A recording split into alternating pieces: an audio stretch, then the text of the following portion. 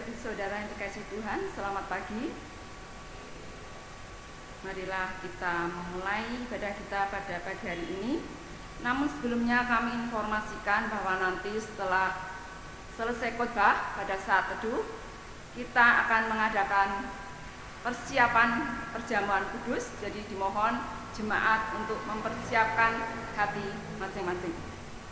Marilah kita mulai kebaktian pada pagi hari ini. Kita nyanyikan nyanyian pembuka dari nyanyian rohani 3, bait pertama. Hormat bagi Allah Bapa.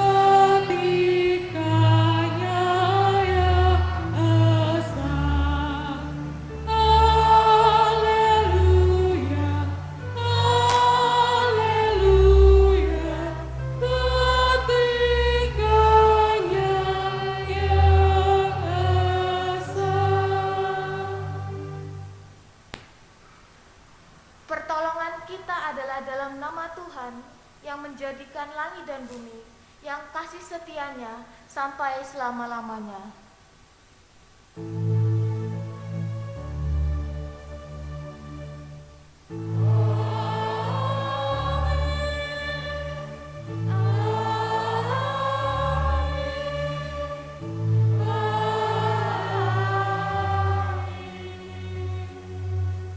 Jemaat dipersilahkan untuk duduk.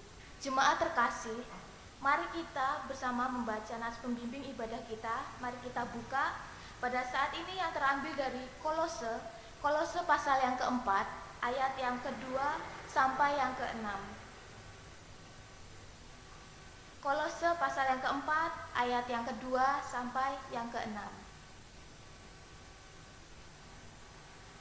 Bertekunlah dalam doa dan dalam pada itu berjaga-jagalah sambil mengucap syukur. Berdoa jugalah untuk kami, supaya Allah membuka pintu untuk pemberitaan kami, sehingga kami dapat berbicara tentang rahasia Kristus, yang karenanya aku dipenjarakan. Dengan demikian aku dapat menyatakannya sebagaimana seharusnya. Hiduplah dengan penuh hikmat terhadap orang-orang luar, pergunakanlah waktu yang ada. Hendaklah kata-katamu senantiasa penuh kasih, jangan hambar, sehingga kamu tahu bagaimana kamu harus memberi jawab kepada setiap orang. Jemaat yang terkasih, mari kita bersama-sama memuji nama Tuhan dengan lagu Kidung Pujian KJ nomor 64, bait yang pertama, Bila Kulihat Bintang Gemerlapan.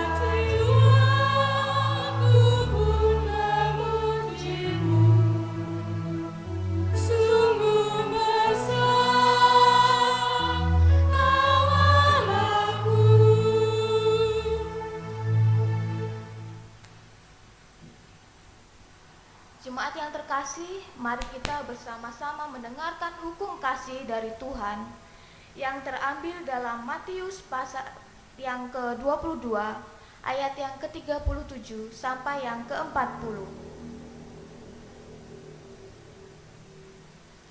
Jawab Yesus kepadanya, "Kasihilah Tuhan Allahmu dengan segenap hatimu dan dengan segenap jiwamu dan dengan segenap akal budimu.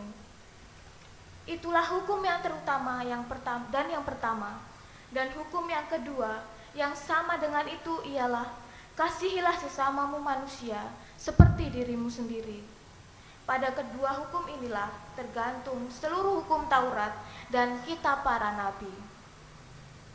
Bapak, Ibu, Saudara semua yang mengasihi Tuhan, sebagai orang yang menerima kasih serta kemurahan Tuhan melalui pengorbanan Tuhan Yesus Kristus di atas kayu salib, mari bersama-sama kita berusaha melakukan kasih ini dengan sebaik-baiknya, tetapi juga dengan kerendahan hati kita yang mau menyadari bahwa mungkin kita kadang lalai dalam menjalankan kasih setia kita kepada Tuhan dan kepada sesama kita.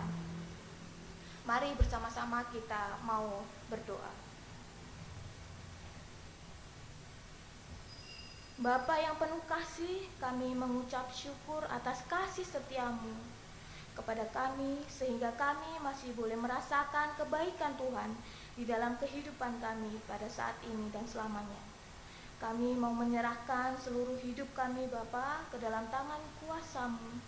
Dan apabila kami dalam menjalankan kasih setiamu kadang lalai, dan kami juga kadang lalai dalam menjalankan perintah Tuhan, kami mohon tuntunlah kami, Tuhan, dalam menjalankan kebenaran-Mu. Dan hanya di dalam nama Tuhan Yesus Kristus kami berdoa dan mengucap syukur. Amin. Jemaat yang terkasih, dipersilakan untuk berdiri. Kita akan menerima berita anugerah dari Tuhan.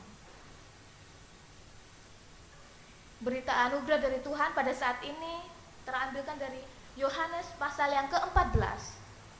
Yohanes pasal yang ke-14 ayat yang ke-6 sampai yang ke-7. Yohanes pasal yang ke-14 ayat yang ke-6 sampai yang ke-7. Kata Yesus kepadanya, "Akulah jalan dan kebenaran dan hidup. Tidak ada seorang pun yang datang kepada Bapa kalau tidak melalui aku. Sekiranya kamu mengenal aku, pasti kamu juga mengenal Bapa-Ku. Sekarang ini kamu mengenal Dia dan kamu telah melihat Dia." Demikianlah berita anugerah dari Tuhan. Mari jemaat Tuhan, kita mau memunyikan lagu pujian dari Kidung Jemaat 450, bait yang pertama, Hidup Kita Yang Benar.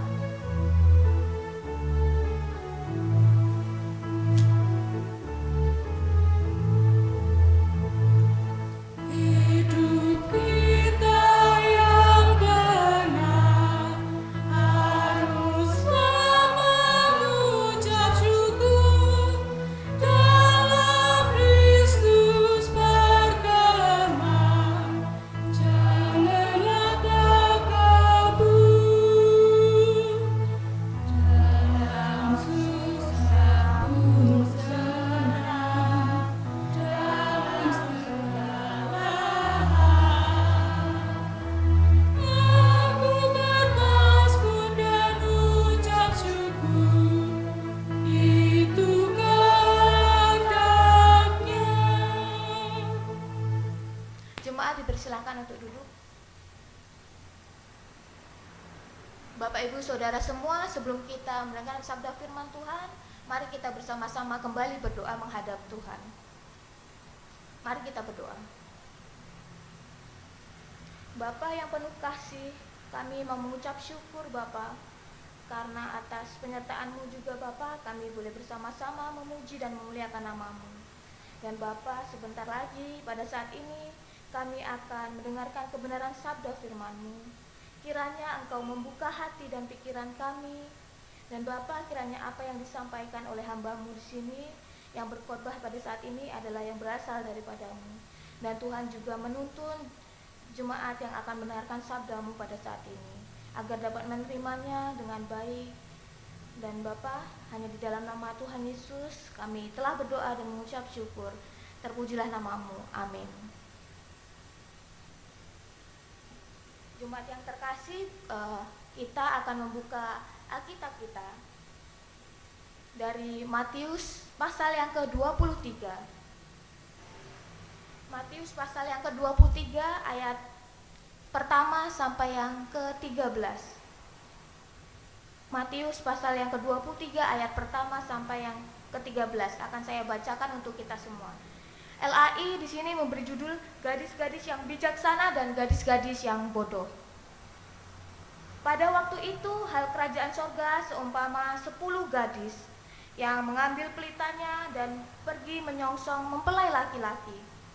5 diantaranya bodoh dan 5 bijaksana. Gadis yang bodoh itu membawa pelitanya, tetapi tidak membawa minyak. Sedangkan gadis-gadis yang bijaksana itu membawa pelitanya dan juga minyak dalam buli-buli mereka.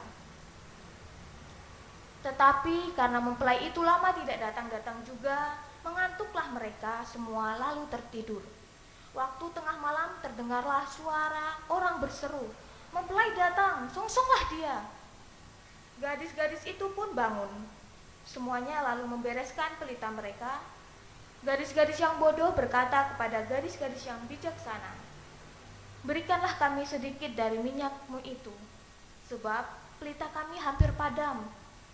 Tetapi jawab gadis-gadis yang bijaksana itu, "Tidak, nanti tidak cukup untuk kami dan untuk kamu. Lebih baik kamu pergi kepada penjual minyak dan beli di situ." Akan tetapi waktu mereka sedang pergi untuk membelinya, datanglah mempelai itu, dan mereka yang telah siap sedia masuk bersama-sama dengan dia ke ruang perjamuan kawin, lalu pintu ditutup. Kemudian datang juga gadis-gadis yang lain itu dan berkata, "Tuan, Tuan, bukakanlah kami pintu." Tetapi ia menjawab, "Aku berkata kepadamu, sesungguhnya aku tidak mengenal kamu. Karena itu berjaga-jagalah, sebab kamu tidak tahu akan hari maupun akan saatnya." Yang berbahagia ialah setiap orang yang mendengarkan firman Tuhan dan memeliharanya dalam kehidupannya. Haleluya.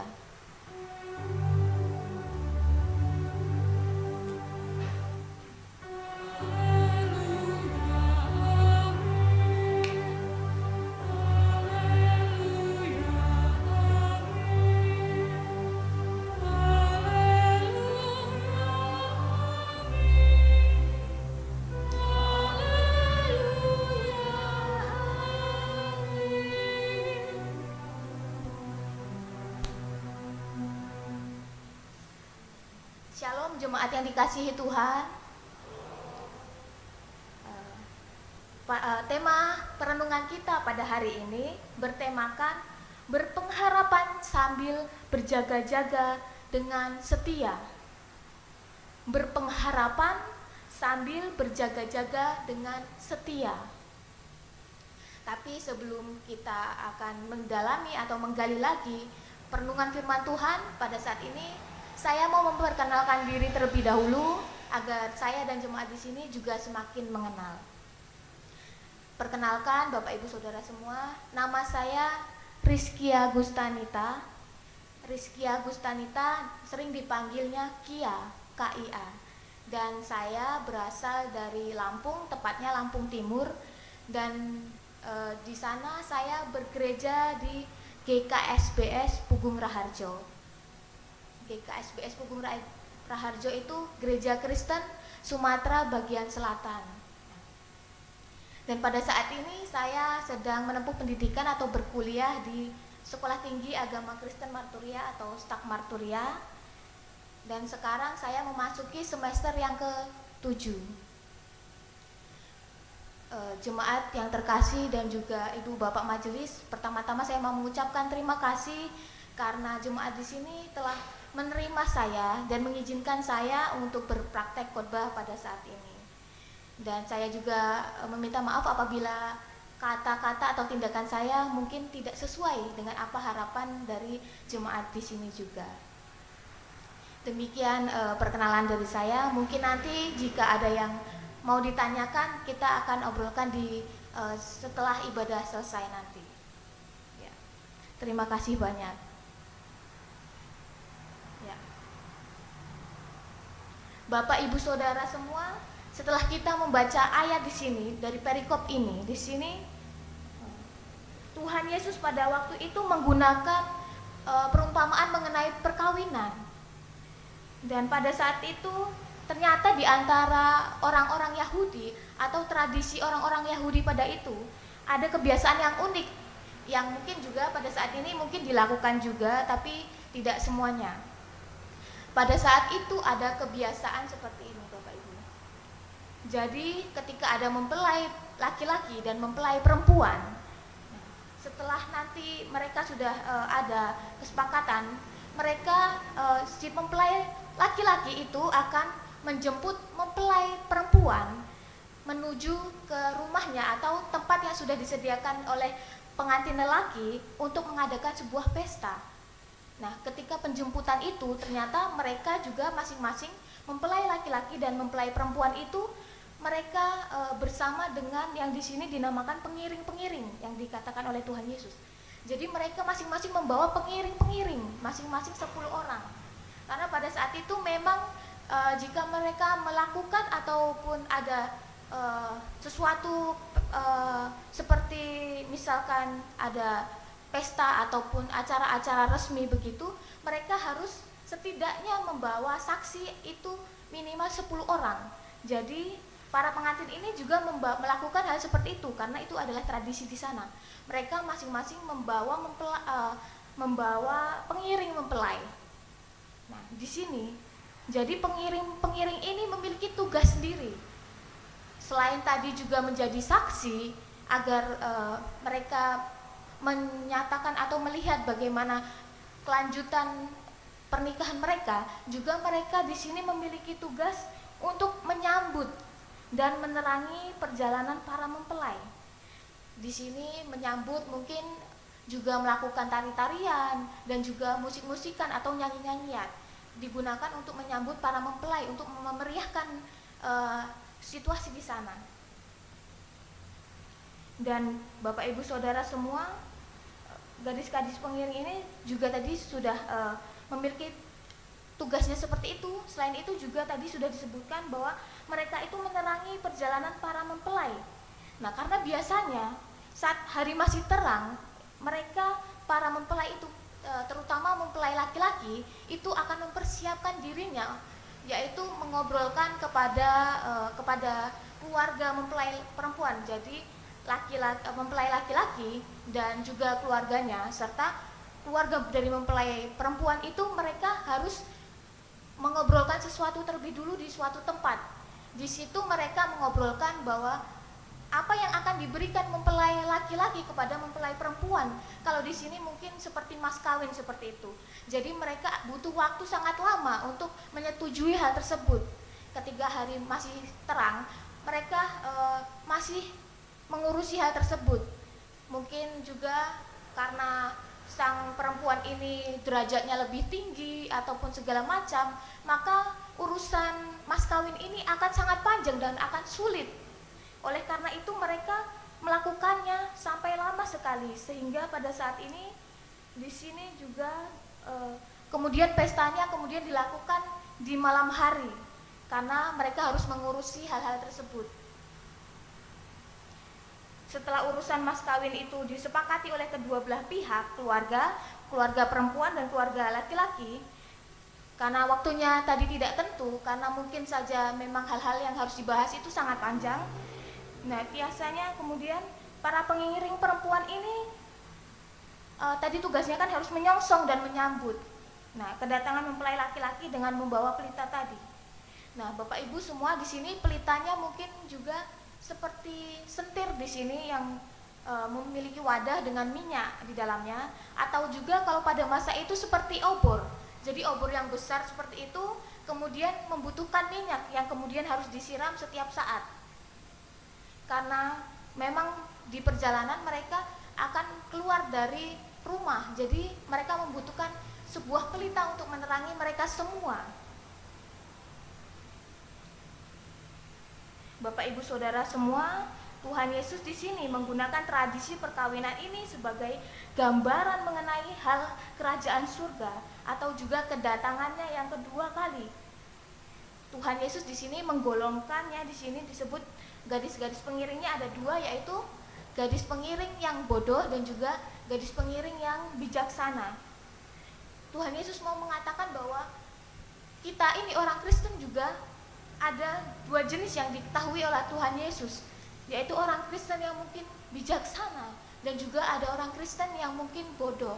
Sifat-sifat demikian yang mungkin dimiliki oleh pengikut-pengikut Kristus pada waktu itu.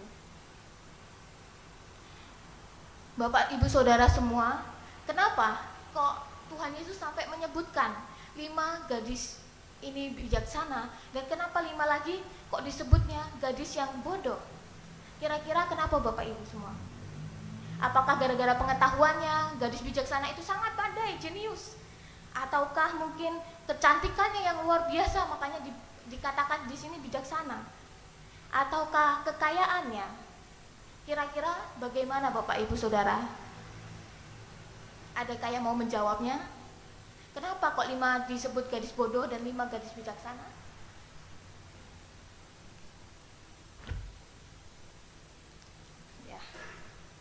Bapak Ibu semua, bahwa dalam tradisi Yahudi pada saat itu memang kedatangan pengantin laki-laki itu yang seperti yang kita sebutkan di atas, bahwa mungkin akan sering telat karena akan mengurusi masalah-masalah mas kawin tersebut.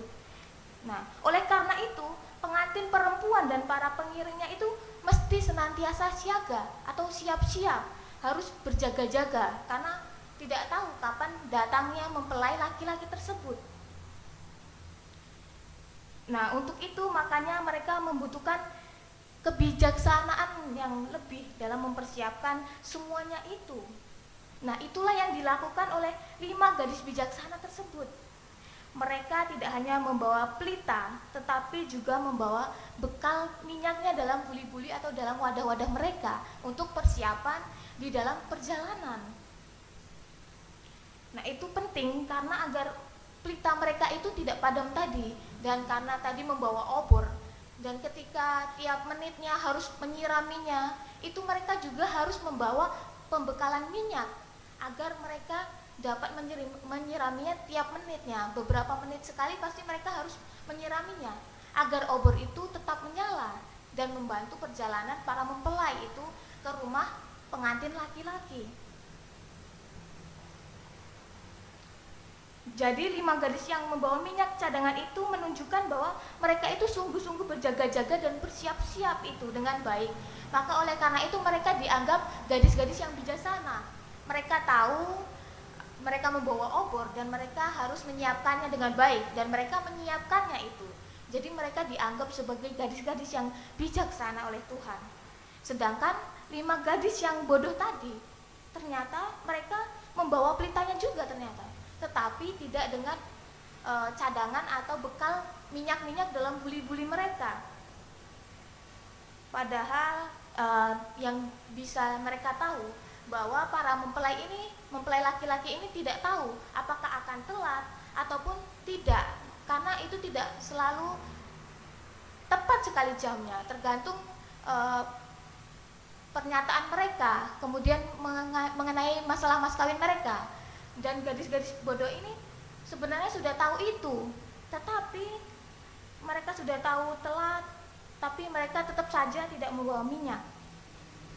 Atau mungkin mereka merasa sudah tahu dan kemudian mereka mengetahui bahwa mereka harus membawa minyak, tetapi mereka malah menggampangkannya. Itu tidak mungkin terjadi karena biasanya tepat waktu dan segala macamnya. Jadi mereka merasa tidak perlu mengkhawatirkannya, padahal mereka tahu kemungkinan yang akan terjadi kepada mempelai tersebut. Padahal 10 gadis ini sudah memiliki informasi yang sama, tetapi tetap saja 5 gadis bodoh ini tidak mengindahkannya, tidak memasukkannya dalam pikirannya, tidak mereka kerjakan dengan baik, tapi malah mereka menggampangkannya tadi, Bapak Ibu Saudara. Nah, ketika ke-10 gadis itu tadi lama menunggu, mempelai lelaki datang, tak kunjung datang juga, sehingga membuat mereka ke-10 pengiring tersebut lelah. Setelah lelah, mereka akhirnya merasa mengantuk dan tertidur juga. Ketika mereka tertidur, ternyata di tengah malam tiba-tiba terdengar suara yang menguarkan bahwa mempelai lelaki itu datang. Di sini dikatakan mempelai datang, songsonglah dia. Teriakan seperti itu sudah terdengar. Ketika ada seruan demikian, maka menandakan bahwa mereka itu harus mempersiapkan diri mereka, harus mempersiapkan penampilan mereka, dan terpenting adalah menyiapkan pelita tadi untuk menerangi perjalanan mereka, menerangi jalan-jalan dan menyongsong mereka ke arah rumah mempelai laki-laki atau rumah yang telah disediakan untuk berpesta oleh pengantin laki-laki. Bapak Ibu semua, dengan segera kemudian 10 gadis tadi itu bangun, kemudian memeriksa pelitanya. Dan ketika mereka memeriksa, ternyata mereka melihat, si gadis-gadis bodoh ini melihat, kok pelitaku hampir padam. Dan mereka melihat gadis-gadis milik pelita milik gadis-gadis bijaksana ini masih terang. Dan kemudian gadis-gadis bodoh ini berkata atau meminta minyak kepada gadis-gadis yang bijaksana. Tolong berikan aku minyak, sedikit saja dari minyakmu. Tetapi apa Bapak Ibu Saudara semua? Ternyata gadis-gadis bijaksana itu tidak memberikannya. Bapak Ibu Saudara, kemudian kita mungkin pada saat ini setelah membaca ini bertanya-tanya, kok gadis-gadis bijaksana ini pelit? Kok katanya gadis-gadis bijaksana, kok egois sekali? Kok mereka tidak memiliki kasih? Orang ada yang minta kok mereka nggak memberikan, semacam itu. Kira-kira kenapa Bapak Ibu Saudara? Kenapa kok mereka tidak, gadis-gadis bijaksana ini tidak mau memberikan sebagian dari minyaknya? Apakah benar mereka itu egois? Ataukah benar mereka itu tidak memiliki kasih? Bagaimanakah? Ya, Bapak Ibu Saudara, memang kalau misalkan minyak-minyak ini, tadi ini kan memang tugasnya membawa persediaan minyak masing-masing. Itu sudah diberitahukan kepada setiap orang, ke 10 gadis ini. Tetapi malah mereka 5 gadis ini tidak mendengarkannya. Dan kita tahu bahwa tadi mereka kan harus berjalan cukup jauh untuk mencapai tempat yang disediakan oleh mempelai laki-laki untuk mengadakan pesta, mengadakan perjamuan perkawinan. Dan mereka harus berjalan jauh dan mereka membutuhkan pencahayaan, dan pelita inilah yang dibutuhkan mereka. Dan jika kita tidak memiliki cukup minyak, apa yang akan terjadi? Jika memang mereka semua kehabisan minyak, maka semuanya akan padam. Dan ketika semua padam, acaranya akan kacau dan entah harus bagaimana lagi. Jadi apa yang mungkin dilakukan oleh gadis-gadis bijaksana ini, atau mungkin yang diputuskan oleh gadis-gadis bijaksana ini adalah keputusan yang tepat, karena mereka telah diberikan tugas oleh sang mempelai. Jadi itulah yang harus dikerjakan mereka, bukan mengenai kamu egois dan kamu miliki kasih. Bukan juga ini adalah egoisme masing-masing tiap orang. Bapak Ibu semua, karena demikian juga seperti kehidupan kita, juga seperti ayat yang kita baca pada saat ini. Ketika semua kita orang Kristen, masing-masing kita itu menanti kedatangan Tuhan Yesus. Dan mungkin juga kita seperti gadis-gadis bodoh ini yang meminta minyak kepada orang lain. Bapak Ibu Saudara, memang ada hal-hal yang mungkin tidak bisa kita berikan atau kita bagikan kepada setiap orang atau kepada orang lain. Seperti apa Bapak Ibu? Mungkin seperti iman, kemudian seperti keselamatan, karena keselamatan itu hanya bisa Tuhan yang memberikan. Kita tidak bisa membagikan keselamatan itu kepada orang lain. Kita juga tidak bisa membagikan ketaatan kita, hubungan persekutuan dengan Tuhan untuk mempersiapkan kedatangan Tuhan Yesus yang kedua kalinya. Bapak Ibu Saudara semua, di dalam kitab suci mengajarkan bahwa setiap orang itu harus bertanggung jawab atas dirinya sendiri. Kita bisa membacanya dalam Roma pasal yang ke-14 ayat yang ke-12 dan Yeskiel 18 ayat yang ke-20. Dan karena itu jangan harap kita bisa, kalau bahasa di sini mungkin, jangan harap kita bisa nunut atau menumpang persiapan minyak kita untuk menanti kedatangan Tuhan Yesus tadi. Tidak bisa kita juga berkata seperti ini, oh saudara, saya punya minyak nih, saya punya ketaatan kepada Tuhan, oleh karena itu saya memiliki sebuah minyak atau memiliki ketaatan ini, saya mau bagikan kepada kamu separohnya nih. Jadi saya separuh, kamu separuh. Lalu berarti kalau saya memberikan ketaatan saya separuh kepada kamu, berarti kamu juga akan memiliki ketaatan separuh. Bapak Ibu Saudara semua, jadi kita tidak bisa melakukan hal semacam itu. Karena sebenarnya kita pribadi, lepas pribadi sendiri yang dapat memutuskan hal tersebut. Maukah saya taat kepada Kristus sampai akhir? Maukah saya meneladan Kristus? Maukah saya mau mengenal dan dikenal oleh Kristus? Nah, itu masing-masing minyak yang kita butuhkan untuk menunggu kedatangan Tuhan Yesus. Jadi tidak bisa kita menitipkan hal tersebut, ketaatan kita kepada Tuhan, kita tidak bisa minta kepada orang lain. Karena itu adalah keputusan kita sendiri. Ini adalah antara hubungan dengan kita juga dengan Tuhan. Jadi lepas pribadi masing-masing.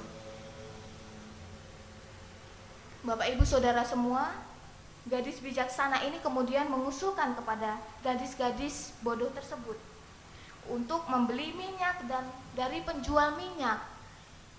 Jadi ada orang Kristen yang mau mengusulkan kepada orang lain, kamu gak bisa datang ke aku kalau kamu sedang merasakan sesuatu yang berbeban berat dan kamu butuh seseorang, datang kepada Tuhan. Karena Tuhan yang menyediakan semuanya. Mungkin bisa memang lewat saya, tapi yang terutama karena Tuhanlah yang menyediakan hal tersebut. Jadi datanglah ke penjual minyak itu, datanglah yang empunya segalanya. Bapak Ibu Saudara, gadis bijaksana yang memang sudah siap tadi, karena tadi sudah menunggu, dan kemudian gadis-gadis bodoh itu kemudian mereka mencari minyak terlebih dahulu. Ternyata setelah gadis-gadis bijaksana ini sudah pergi tadi mencari minyak, tiba-tiba para mempelai laki-laki datang ke rumah itu sudah datang untuk menjemput mempelai perempuannya untuk dibawa ke rumahnya ataupun tempat yang sudah disediakan mempelai laki-laki tadi. Ketika sudah datang, ternyata gadis-gadis bodoh itu masih pergi mencari minyak-minyak tersebut yang seharusnya sudah disiapkan jauh-jauh hari sebelum mereka menunggu kedatangan mempelai. Tetapi mereka tidak melakukan hal tersebut ternyata.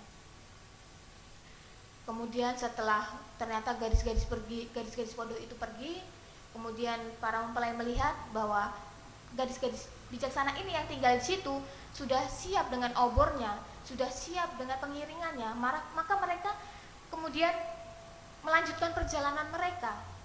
Setelah mereka melanjutkan perjalanannya, kemudian setelah sampai ke rumah mempelai laki-laki yang disediakan untuk berpesta atau perjamuan pernikahan itu, kemudian yang sudah siap itu diajaknya masuk.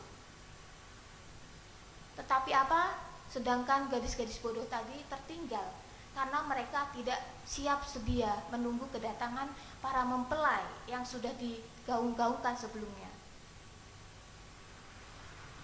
Bapak Ibu Saudara semua, perumpamaan 5 gadis bijaksana dan 5 gadis bodoh ini mengajarkan kepada kita untuk berjaga-jaga. Ayo berjaga-jaga senantiasa menyambut kedatangan sang mempelai itu, yaitu Tuhan Yesus Kristus. Di dalam Matius yang ke-9 ayat yang ke-15. Kedatangannya adalah hari penghakiman yang kita tidak tahu hari dan waktunya kapan. Jemaat terkasih, mungkin ada saudara kita atau bahkan kita sendiri yang seperti gadis-gadis bodoh tersebut. Kita sudah tahu kedatangan Tuhan Yesus dan kita sudah menyediakan pelitanya. Kita sudah punya Alkitab, pelita itu. Tetapi setelah kita tahu, tetapi kita malah menggampangkan hal tersebut. Saya sudah punya pelita, saya sudah punya Alkitab, tapi ya sudah toh, dan semacam itu. Kedatangan Tuhan Yesus kedua kalinya ini harus kita persiapan sebaik-baiknya mulai dari sekarang. Dan Tuhan Yesus mengatakan, sebab Kristus akan menolak apabila orang hanya mengaku di mulut dan tidak mau berjaga-jaga dan setia sampai akhirnya atau pada saatnya Tuhan Yesus datang.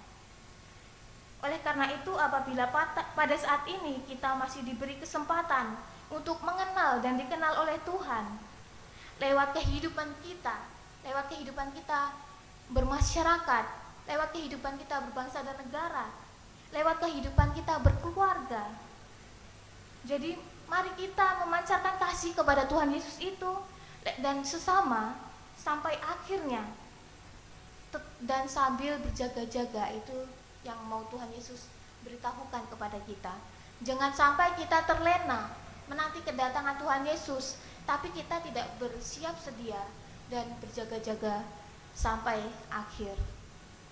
Amin. Dan Bapak Ibu Saudara,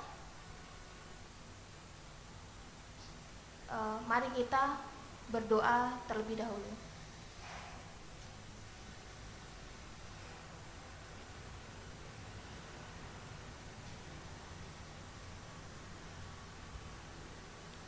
Bapa, terima kasih atas penyertaan-Mu pada saat ini.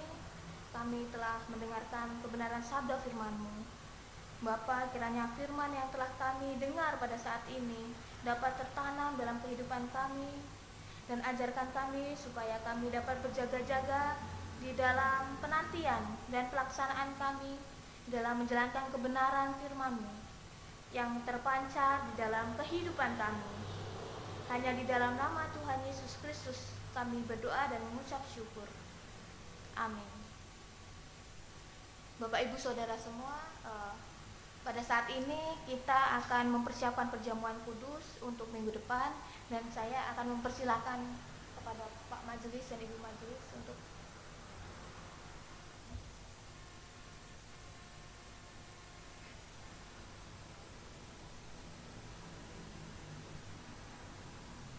Bapak Ibu dan saudara-saudara yang terkasih, baik yang ibadah di gereja ini maupun yang mengikuti ibadah dari rumah. Besok pada hari Minggu tanggal 22 November akan dilayankan perjamuan kudus. Karena situasi dan kondisi saat ini masih dalam kondisi pandemi corona, maka persiapan kudus akan dilayankan dengan cara seperti ini di tengah-tengah ibadah. Bapak Ibu dan saudara-saudara yang terkasih, Tuhan memanggil saudara dan saya untuk masuk dan ikut dalam perjamuan kudus yang diatur oleh Tuhan Yesus sendiri. Maka Bapak, Ibu, dan Saudara perlu menyiapkan diri dengan menguji dan bertanya kepada diri kita masing-masing sebagai berikut. Yang pertama, apakah kita sungguh-sungguh menyadari dan mengakui bahwa kita berada dalam kondisi tidak selamat karena dosa, dan dengan kekuatan serta usaha sendiri tidak mampu melepaskan diri dari kondisi tersebut, sehingga membutuhkan juru selamat yang berkuasa melepaskannya. Yang kedua, apakah kita sungguh-sungguh bertobat dan menyerahkan diri dengan penuh keyakinan kepada Allah yang menyelamatkan manusia melalui kematian dan kebangkitan Tuhan Yesus? Yang ketiga, apakah kita sungguh-sungguh bertekad menyerahkan diri untuk hidup sesuai dengan firman-Nya? Yang keempat, apakah kita sungguh-sungguh bertekad untuk senantiasa menjalani hidup penuh syukur atas penyelamatan Allah? Selaku hamba Tuhan, saya menegaskan bahwa sakramen perjamuan kudus disediakan bagi orang yang menyerahkan diri kepada Tuhan Yesus dengan menyesali dosanya serta memohon pertolongan Tuhan supaya dapat melaksanakan semua perintah Tuhan Allah. Bapak, Ibu, dan saudara-saudara yang terkasih, semoga kita, Bapak, Ibu, saudara, dan saya bisa menjawab pertanyaan-pertanyaan itu di hadapan Tuhan. Dan semoga kita selalu bisa menjaga hati dan pikiran kita, supaya kita nantinya bisa ikut dalam perjamuan kudus. Amin. Bapak, Ibu, dan saudara-saudari yang terkasih, saya panggil untuk bangkit berdiri. Kita akan bersama-sama dengan umat di seluruh muka bumi untuk memperbaharui iman percaya kita dengan mengucapkan pengakuan iman rasul. Aku percaya kepada Allah Bapa yang Maha Kuasa, Khalik langit dan bumi, dan kepada Yesus Kristus, anaknya yang tunggal Tuhan kita, yang dikandung daripada Roh Kudus, lahir dari anak darah Maria, yang menderita di bawah pemerintahan Pontius Pilatus, disalibkan, mati dan dikuburkan, turun ke dalam kerajaan maut. Pada hari yang ketiga, bangkit pula dari antara orang mati, naik ke surga, duduk di sebelah kanan Allah, Bapa yang Maha Kuasa, dan akan datang dari sana untuk menghakimi orang yang hidup dan yang mati. Aku percaya kepada Roh Kudus, gereja yang kudus dan am, persekutuan orang kudus, pengampunan dosa, kebangkitan daging, dan hidup yang kekal. Bapak, Ibu, dan saudara dipersilahkan untuk duduk.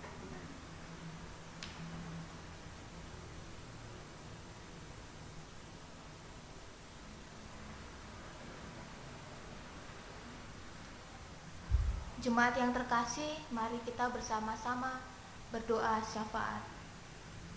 Mari kita berdoa. Bapa yang penuh kasih, segala puji syukur kepadamu Bapa, sehingga pada saat ini kami masih boleh bersama-sama hadir di tempat ini. Engkau memberi kesempatan kami hingga pada saat ini untuk merasakan kebaikan Tuhan dalam kehidupan kami. Hingga kami juga pada saat ini boleh saling menopang, dan pada saat ini kami juga masih boleh saling membantu satu sama lain, saling menjaga satu sama lain. Bapa, kami mau berdoa buat bangsa dan negara kami, bangsa Indonesia, yang mungkin pada saat ini negara kami masih menghadapi pandemi-pandemi tertentu. Pada saat ini adalah pandemi virus corona. Bapak, kiranya Engkau menyertai setiap usaha-usaha yang dilakukan negara dan bangsa kami ini untuk menghadapi pandemi virus corona ini. Mulai dari pemimpin kami Bapak yang mungkin mengambil kebijakan-kebijakan tertentu, kemudian juga para medis yang mungkin juga merawat para orang yang terdampak virus atau yang terkena virus. Kami juga berdoa kepada Bapak juga bahwa pada saat ini masyarakatnya juga butuh petopangan untuk menahan diri dan mengikuti protokol kesehatan yang ada pada saat ini Bapak. Kami juga mau berdoa Bapak bagi saudara-saudara kami yang mungkin pada saat ini juga sedang diamankan, karena pada saat ini Gunung Merapi sedang siaga Bapak. Kiranya orang-orang atau saudara-saudara kami yang berada di sana juga Tuhan Yesus sertai dimanapun mereka berada Bapak. Bapak juga untuk orang-orang yang terdampak COVID-19 dan saudara-saudara kami yang sedang diungsikan tersebut Bapak, kami berdoa supaya mereka tetap memegang pengharapan bahwa Tuhan ada dalam hidup mereka dan juga selalu menyertai kehidupan mereka setiap waktu Bapak. Bapak, kami juga mau berdoa untuk gereja Tuhan di sini, gereja GKJ Sentolo Bapak. Tuhan, kiranya Engkau menyertai jemaat di sini, mulai dari generasi anak-anak, generasi remaja, generasi pemuda, generasi orang dewasa, dan Adi Yusua Bapak. Bapak, kiranya Engkau menyertai juga segala pekerjaan yang dilakukan oleh jemaat di sini Bapak. Pekerjaan yang digunakan untuk membiayai hidup mereka sehari-hari. Bapak, juga kami berdoa untuk anak-anak yang mungkin pada saat ini tidak ada di sini, yang mungkin sedang melakukan studi atau sekolah di luar desa ini Bapak. Kiranya Engkau juga menyertai mereka selalu. Inilah doa dan permohonan kami Bapak, kiranya Engkau sertai. Hanya di dalam nama Tuhan Yesus kami telah berdoa dan mengucap syukur. Amin.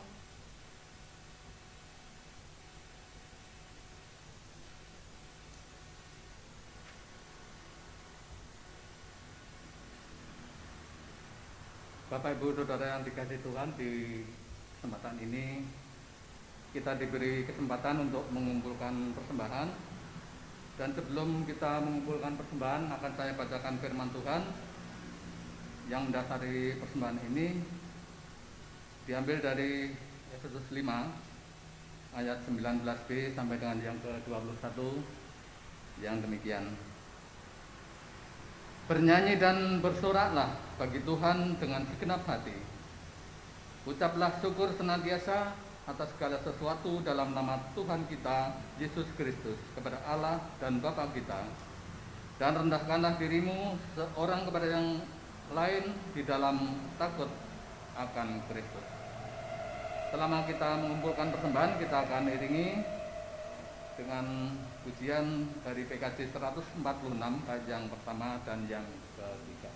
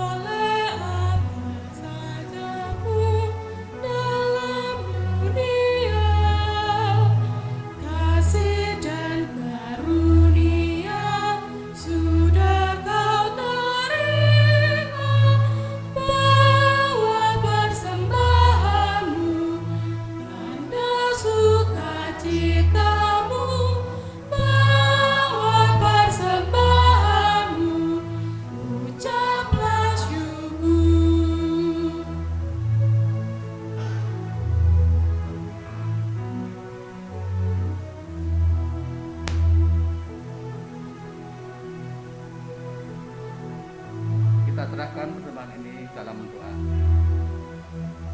Tuhan, terima kasih Engkau telah memberikan kesempatan kepada kami untuk mengumpulkan persembahan. Kami menyadari bahwa persembahan ini begitu kecil dibandingkan berkat Tuhan yang senantiasa Tuhan limpahkan di dalam kehidupan kami. Ya Tuhan, kiranya persembahan ini Tuhan berkenan menerimanya, Tuhan kuduskan dan dapat dipergunakan untuk kemuliaan nama-Mu. Bapa, kami juga mempersembahkan seluruh hidup dan kehidupan kami. Kiranya apa yang kami lakukan di dalam kehidupan kami pun juga boleh dan berkenan untuk kemuliaan nama Tuhan. Bapa di surga, kami berdoa untuk setiap petugas yang mengelola persembahan ini. Kiranya Tuhan berkati sehingga apa yang dilakukannya hanyalah sesuai dengan kehendak Tuhan. Bapa di surga, kami sebentar lagi akan mengakhiri ibadah pada pagi hari ini. Terima kasih atas firman-Mu ya Tuhan, kiranya dapat menjadikan pelita bagi hidup kami. Bapa, kiranya kami akan mengakhiri ibadah pada pagi hari ini. Kami akan pulang ke rumah kami masing-masing. Tuhan sertai, Tuhan berkati, sehingga kami boleh sampai di rumah dengan keadaan selamat. Dan juga untuk saudara kami, Mbak Kia, yang akan kembali ke domisilinya di Jogja, kiranya Tuhan sertai. Bapa, kami akan berdoa sesuai dengan yang Tuhan ajarkan kepada kami. Doa Bapa kami yang akan kami ucapkan bersama-sama. Bapa kami yang di surga, dikuduskanlah nama-Mu. Datanglah kerajaan-Mu, jadilah kehendak-Mu di bumi seperti di surga. Berikanlah kami pada hari ini makanan kami yang secukupnya, dan ampunilah kami akan kesalahan kami, seperti kami juga mengampuni orang yang bersalah kepada kami. Dan janganlah membawa kami ke dalam pencobaan, tetapi lepaskanlah kami daripada yang jahat. Karena Engkau-lah yang punya kerajaan dan kuasa dan kemuliaan sampai selama-lamanya. Amin.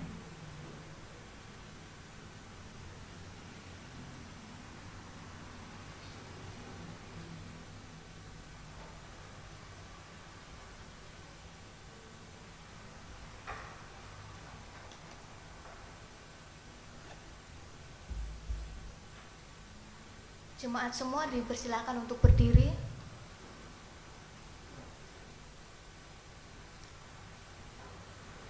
Mari kita bersama-sama menerima berkat dari Tuhan. Tuhan memberkati kita dan melindungi kita.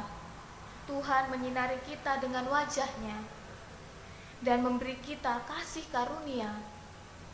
Tuhan menghadapkan wajah-Nya kepada kita dan memberi kita damai sejahtera. Amin.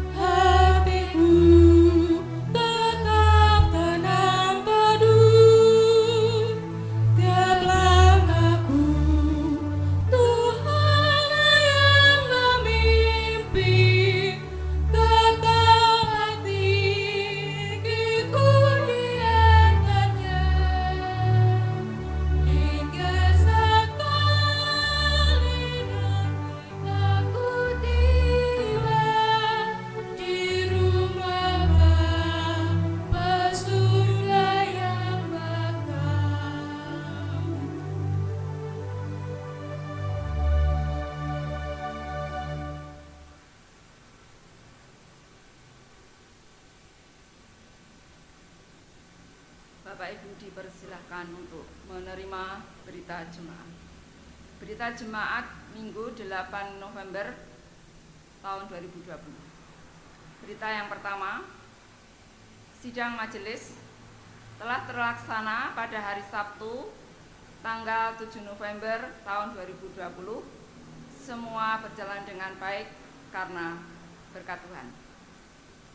Berita yang kedua, akan dilayani perjamuan kudus besok pada hari Minggu tanggal 22 November tahun 2020. Untuk itu nanti teknisnya Jangkang bergabung dengan Sentolo dimulai jam 7, kemudian di Pepantan Tok Sono diadakan tersendiri dimulai jam 9.